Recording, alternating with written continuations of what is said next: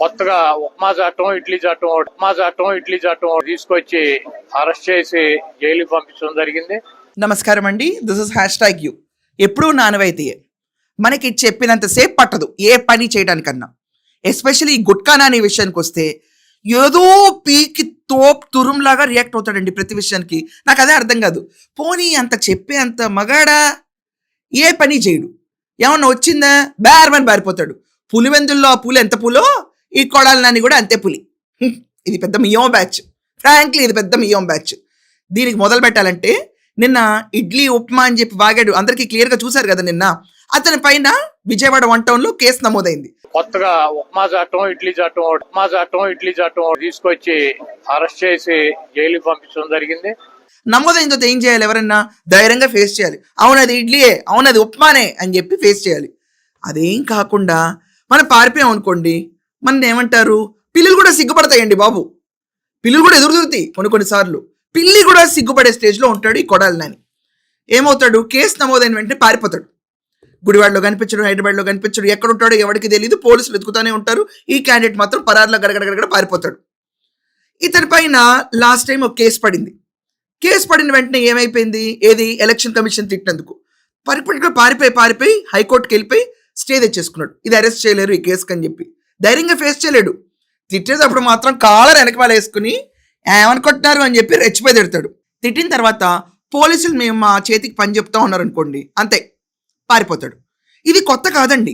ఈ క్యాండిడేట్ ఇలా పారిపోతానే ఉంటాడు. ఈ క్యాండిడేట్కి గుండె ప్రాబ్లం ఉందన్న విషయం కూడా పట్టించుకోడు. ఏదో వాగాలి కాబట్టి సొలి చెప్పాలి కాబట్టి వస్తాడు. చెప్పిన తర్వాత ఒక 4 బూతులు తిడతాడు. దాంట్లో ఆ రోజు ఉపా చట్టాన్ని కూడా తిట్టేశాడు. పవన్ కళ్యాణ్ గారిని తిట్టేశాడు. దెబ్బకి అందరినీ తిట్టెళ్ళిపోతే జన సైనికులు ఇతని పైన కబడ్దార్ నాని అనే స్టేజ్లో ఉన్నారు. టీడీపీ వాళ్ళు అయితే మరీ ఆత్రంగా ఎదురు చూస్తారు ఈ క్యాండిడేట్ ఎప్పుడు అరెస్ట్ అవుతాడు అని చెప్పి. అదో కచ్చి పగ నేను ఎక్స్ప్రెస్ చేయలేకపోతున్నాను. కమెంట్స్ చదువుతా కదండి, చాలా మంది ఎదురు చూస్తున్నాం అంటారు. ఆ ఎదురు చూసే తరుణంలో పారిపోతాడండి. ఇప్పుడు కోర్టుకు పోతాడు. పోయి ఏం చెప్తాడంటే, సార్ నేను యాక్చువల్లీ ఉప్మా ఇడ్లీ అన్నాను, దాని గురించి కాదు ఇంకేదో గురించి అని చెప్పి మొత్తం మాటను తిప్పేస్తాడు. అంబటి రాంబాబు ఉంటాడు కదా ఇతని కోసం సపోర్ట్. ఎలా పెడతారండి కేసు అంట. ఎలా పెడతారో అలాగే పెడతారు. ఇది ఉపా చట్టం గురించి చేసిన అతి నీచమైన వ్యాఖ్యలు.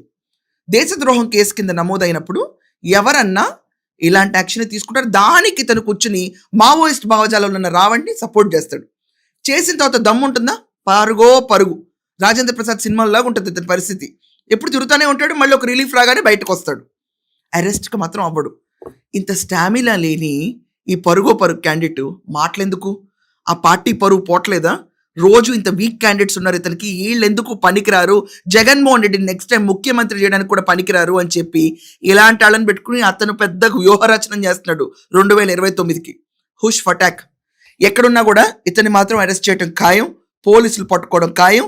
ఇన్వెస్టిగేషన్లో అరకిలోనేతో చేసిన స్వీట్లు, దాని తర్వాత బిర్యానీ, దాని తర్వాత రోజుకు 200 ml నీళ్లు, ఎప్పుడు అడిగితే అప్పుడు ఛాయ్, దాంతో తుడుచుకోవడానికి ఒక గుడ్డ ముక్క ఇస్తే ఈ క్యాండిడేట్కి అసలు సిసలైన నరాలు బయటకు వచ్చి ప్రాపర్గా మాట్లాడడం నేర్చుకుంటాడు. ఏమండి చెప్పండి, ఈ పరుగు దేనికి? ఈ ట్రీట్మెంట్ వల్ల సెటిల్ అవుతాడా లేదా? ఒకవేళ దొరికితే మీ ఒపీనియన్స్ కమెంట్స్లో రాయండి. That's all for now. Thank you.